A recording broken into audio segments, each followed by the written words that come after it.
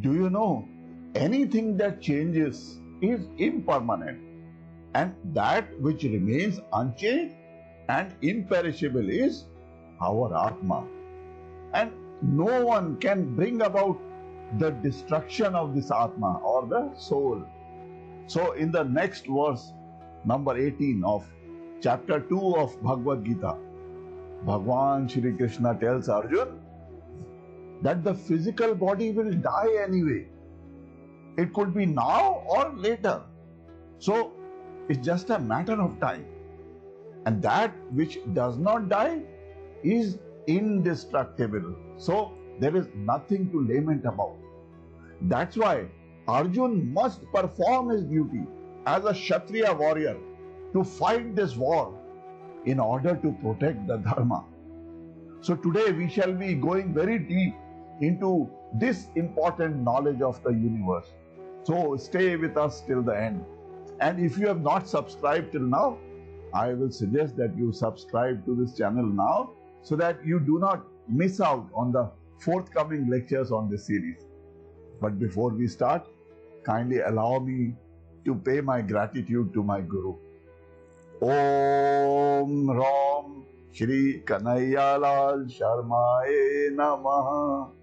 Om Shri Guruve Namaha. So Bhagwan Shri Krishna says, Antavanta ime deha nityas yokta sharirinaha anashino aprameyas tasmat yudhyasva bharata. Lord Shri Krishna says, only the deha, that is the physical body, is perishable. The sharirina, which means the one who pervades this body, which is our soul, is anashino, means indestructible. It is aprameyas, which is immeasurable, and it is nityas, that is eternal. Therefore, yudhyas, that means fight, O descendant of Bharat, O Arjun, you fight. See, Lord Shri Krishna brings about more clarity between the qualities of our physical body and the spiritual soul, that is our Atma. Lord Shri Krishna says, the only thing that is imperishable is our soul.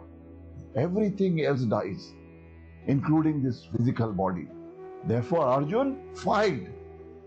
Like the previous shloka, Lord Shri Krishna introduces another aspect of this eternal essence.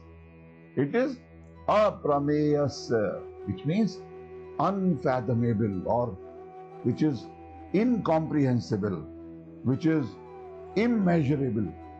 In other words, it cannot be understood by our intellect. Like we understand other kinds of knowledge. Why? Because it is beyond the intellect.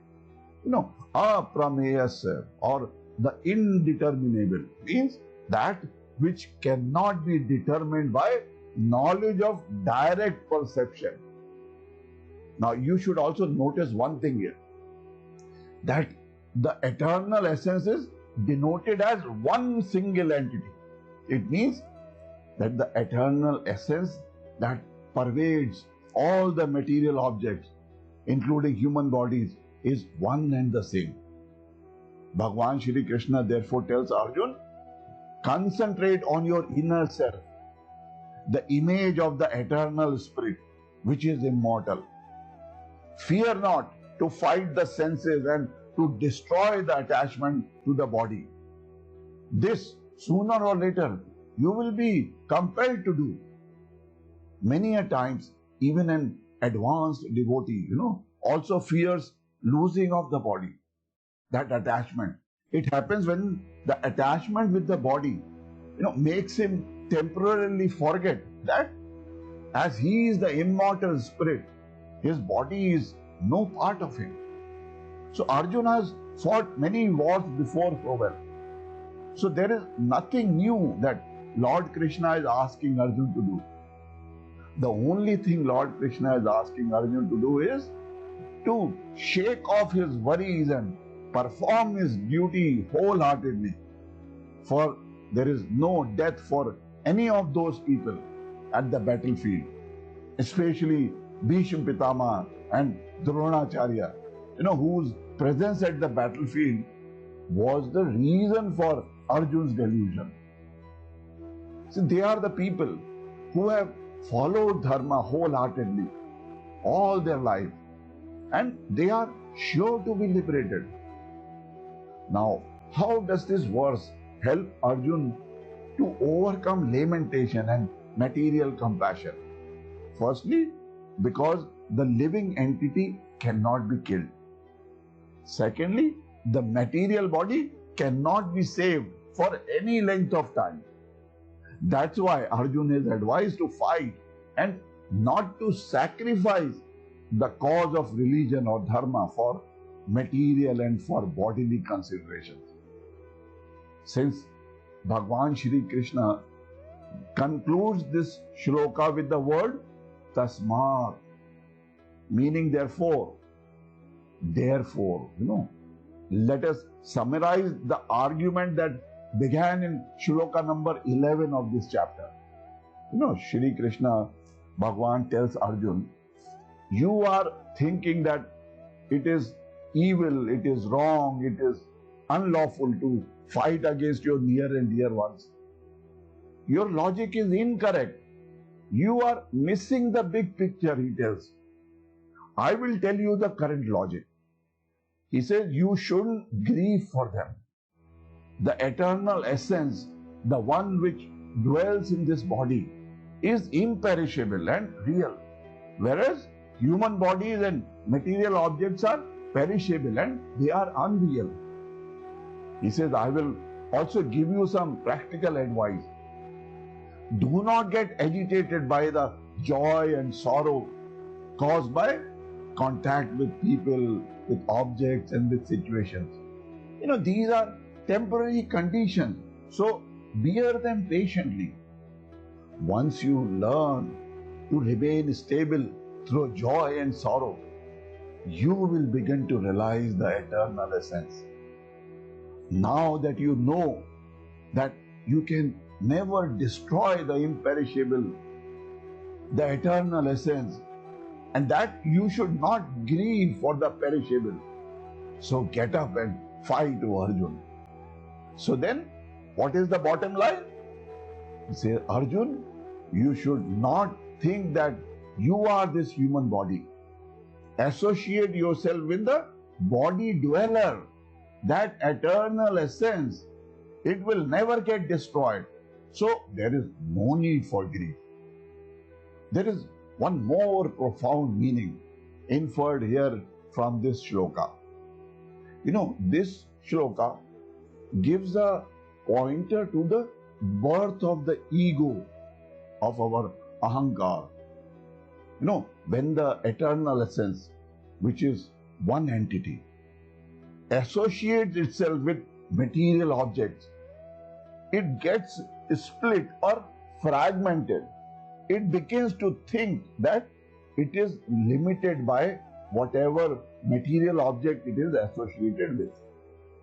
And when that eternal essence feels limited to a particular human body and does everything in its power to maintain a sense of separation from everything else, that gives rise to the sense of ego.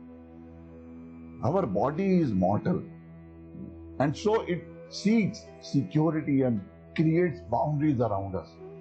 But within this body is the immortal Atma that does not seek security and so does not care for boundaries. Wrapped in the mortal flesh, our Atma experiences life and death again and again. So by introducing the idea of immortality and rebirth in chapter 2 of Bhagavad Gita, Bhagwan Shri Krishna changes the entire scope of the discussion. This bodily awareness gets attached to the world around it and therefore fears death.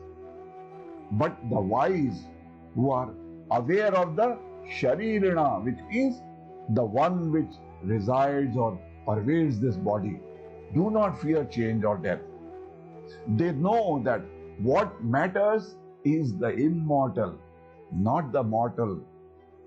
And the most important lesson of these shlokas of chapter 2 is that with these explanations, Bhagavan Shri Krishna simply renders death as irrelevant.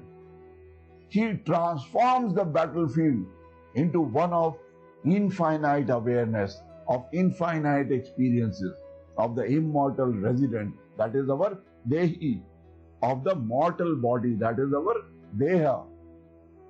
Later he identifies Dehi as Atma, or our Purush, or Brahma, or Shaitagna. So it inhabits various bodies again and again, lifetime after lifetime.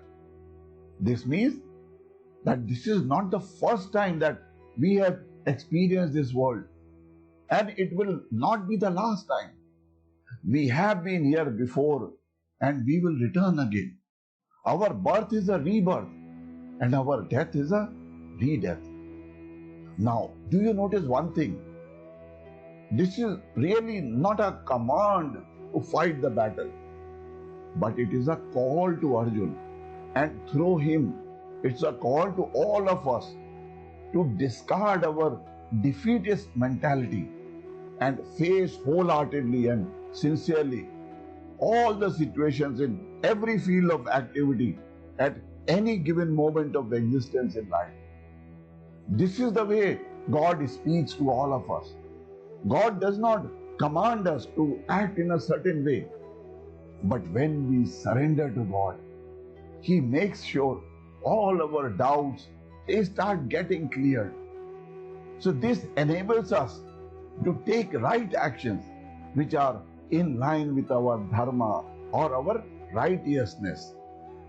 The message of Lord Shri Krishna is very, very clear. We all have existed before and we will continue to exist even after the passing of this physical body.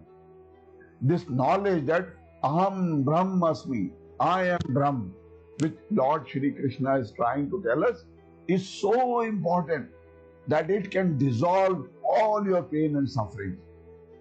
Only those having this true knowledge are able to design an extraordinary life for themselves. And if you wish to learn more secrets to design your extraordinary life, you can join my free workshop, whose link is given below. And in my free workshop, I tell you the secrets to design your extraordinary life. I am your brother guide to prosperity, and my mission is to help you realize the dreams of your life and help you achieve something worthwhile in life for which your family, your parents, and your children can be proud of. Om Purnamada Purnamidam Purnat Purnamudachyate Purnasya Purnamadaya Purnamevavashishyate. Om Shanti Shanti Shanti.